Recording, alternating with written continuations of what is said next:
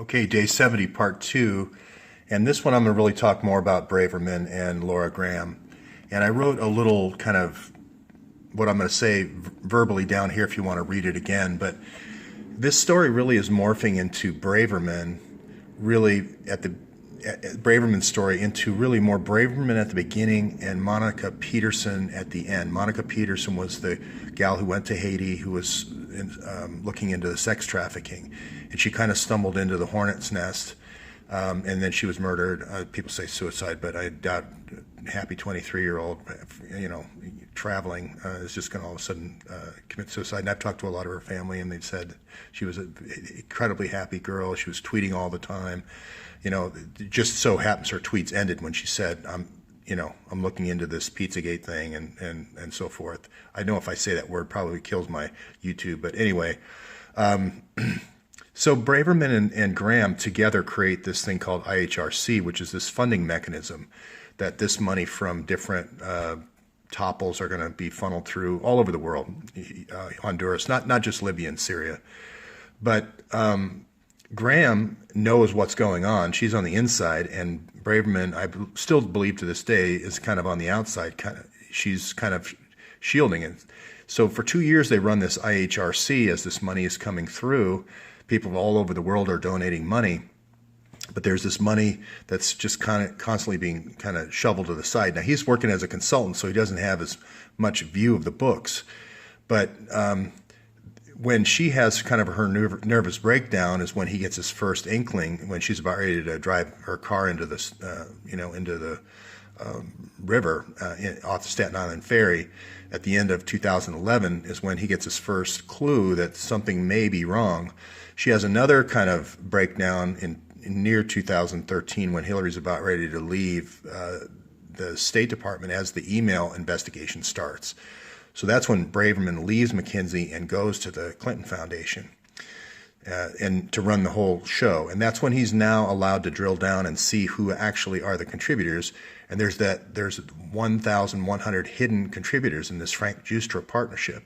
And I've said this many times, and when this all comes out, you're going to see people like David Petraeus, generals. You're going to see politicians like Joe Biden and McCain and Lindsey Graham, U.S. politicians. You're going to see people in the EU like Tony Blair and, all the French folks, and as well as the NATO generals.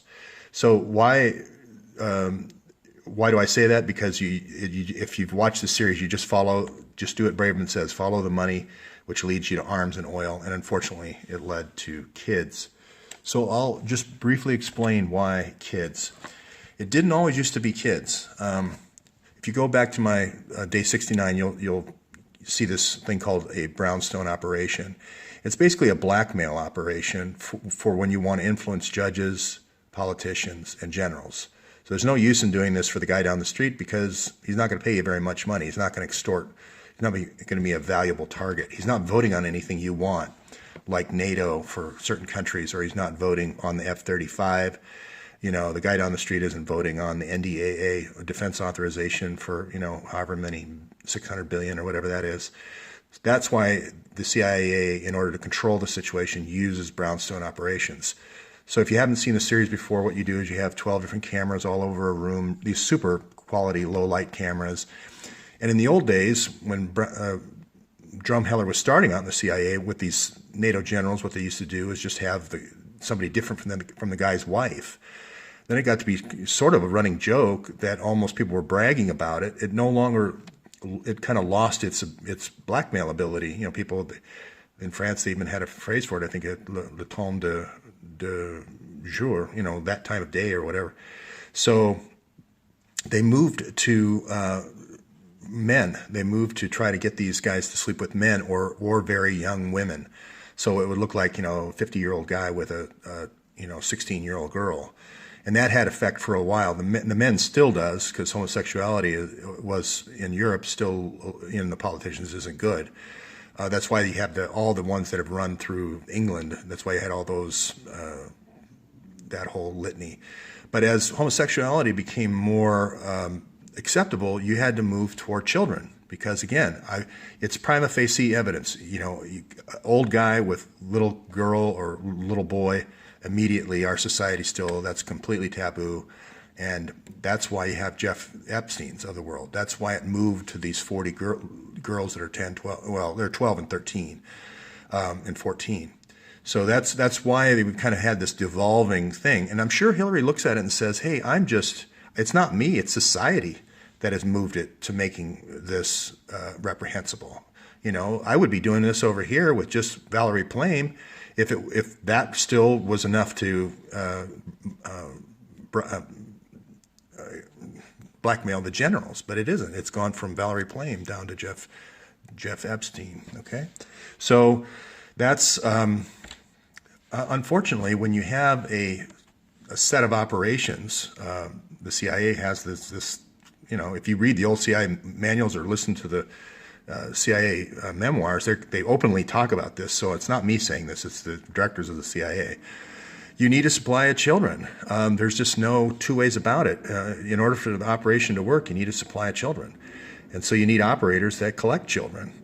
And usually you collect them from war-torn situations, war-torn countries, and that allows you to have a lot of orphans and so forth. So like the Shoeshine Boys in Vietnam, in Bosnia and Herzegovina and Kosovo, they took all the orphans and sent them to Romania, and Ceausescu was the kind of the holding pen for the orphans until they get old enough, and then you can put them in the kind of the sex working.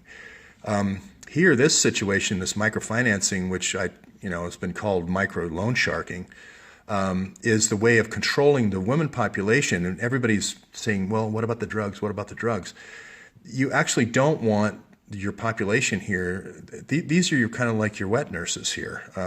When you're going to talk about Caracol and these 1,000 beds, these are people that are going to be looking after children that are coming from all over Latin America. They're going to be coming from all over Latin America to this port. They're going to be coming here. They're going to be wet nursed and so forth and brought up until they're old enough to be moved over to Dominican Republic. So and the way you do it is just like the border of the U.S. and Mexico. You can move back and forth depending on which law enforcement agency is after you. But the reason why Haiti is chosen is not for any other reason than it's easy to control the public. Bell Reeve is your guy who's running the show, and he's on your IHRC board. So he's in on it with you. He's getting a cut of all this, okay? So that I just wanted to say that's why you need a big population like this. And Monica Peterson was investigating that. I guess she's only been dead 1 month. It seems a lot longer than that. But November, maybe 2 months now, November of 2016. But this, like I said, this story really is transitioning from Braverman to Monica Peterson. So I just wanted to kind of explain that, why I have NATO here. It's really the same story. These are just kids from Bosnia and Herzegovina and Kosovo and Croatia and so forth going to being relocated to Romania until they show them pictures. So all these adoption agencies and so forth, they show the pictures out and everything. And they have no idea where the kids came from. They're just now 6 and 7 years old. They try to adopt them as babies. So this, but they can stay old enough to become sex workers later on. And you'll find that then, when this happened in Europe, when they got old enough, 12, 13, they didn't go to the Middle East. They like them 6 to 12 in the Middle East. They came to Epstein. So Epstein was kind of the last stop on the road as the kids grew up, the ones in Europe, I mean. And this is going to be more your funnel point for Latin American kids. And it's going to be Carlos Slim. I'm telling you right now, it's going to be Carlos Slim with his cell phones and the microfinancing and pushing girls into prostitution. And, their children, if they have children, they're going to lose them. They're going to put them up for adoption. They're going to come right here, Caracol. Okay? So let's look at the other side. Let's look at the buyer side or the user side. The people that are taking advantage of these services, as I've explained in the past, are the people who typically are the billionaire oil guys and arms guys in oil and the arms industry. They're the older guys. This is how they got to be billionaires. They're actually profiting off this. So these companies, these Middle Eastern contractors, and contractors from all over the world, Nigerian ones too, I'm not just picking on the Middle East, come to New York and basically, were introduced to Jeff Epstein. When you go to the Council of Foreign Relations in the morning to talk about deals, and then in the afternoon you would go, or in the evening you would go over to Jeff Epstein's house. And I was in New York for a couple of years and doing this investigation, so I'm not just speaking, randomly. As I mentioned before, this is the guy who started microfinancing Yunus in '74 in Bangladesh. Same kind of thing, moved to India. He had the same thing, 195% interest rates. Here's Hugh Sinclair. He's the guy who broke the story. People were signing contracts with their fingerprints. People are taking new loans just to pay interest. This is the whole payday loans thing all over again. But I'll guarantee you this microfinancing is happening. All the places Slim owns sell interests. Almost all of Central and South America and in the Caribbean. And that really got going in '78. So I'll cover later how Slim built his fortune using a company. Mexico had a DHS before the U.S. did. We basically trialed our DHS based on DFS. And his older brother, was the DFS guy, and he went around and he crushed all these businesses like, they did with the IRS here in this country. And then they funneled the businesses through Slim. So that's how he got his start, but then he cut over into the cell phone business. So who sets up these parties, and why are these emails important from the KKNR? You're looking at a clutch of the Tampa Bay area. So this is going to be CENTCOM with all these other generals at CENTCOM. You're going to have other generals there too, coming in and out of there. And Rhinus is going to be your guy setting up the party for the generals. And they're going to try, girls at first, but then try to get them to the young, 12 and 13-year-olds at Epstein's. So in Europe, it's going to be the C3 meetings. So in the U.S., you have to go where the commands are, so that's why you have to go to Tampa for CENTCOM. But in Europe, you can go to these C3 meetings. They're meetings between the State Department to talk about arms and oil and whatever country. So you go to Turkey to talk, about what their, buy of weapons is going to be this year. And then at night, you have these meetings. So, and I also highlighted Michael Hastings because he was on this track before he was murdered. So this guy is kind of your trainer for the revolutions. So you can just look and see wherever he's tweeting about, they were going to do the Albanian revolution here pretty quick, but Hillary's email to Soros kind of blew that up. So now he's starting to boil the pot for Poland. But you can see what they did here in Yugoslavia, not Yugoslavia, excuse me, I'm having a moment here, in the Ukraine, where you basically hand out cookies during the day, and then at night you plan the revolution. And she has that famous phone call where she's, the F-bombs and everything. And this is Newland. She works for Hillary in the State Department. So I believe she's still there. Victoria Newland's still there doing these topples. And so that information from the State Department is still getting to Hillary. So she can still do this. Even though Hillary isn't there, we could still be running these color revolutions because we got Popovic over here training the Muslim Brotherhood how to do it, and we've got people that can give them support from the State Department point of view. And I pointed out how Joe Biden and his son have a big oil play in Ukraine, but you're going to see this over and over again. James Woolsey, I saw him on CNN. He's got a big oil play in Syria, along with Larry Summers and Dick Cheney and Rupert Murdoch. So every time you just go a little bit below the surface, you immediately see the motive. Okay, so I mentioned before the generals. This is the general who was the Clinton Foundation general, but he's going to also be paid. Sometimes people talk too much. They go to the media. He went on 60 Minutes, and they thought, well, he's a liability, and he's dead. So. Drumheller. I mentioned the cover-up before. I want to give, Andrew McCabe here a bit of a break.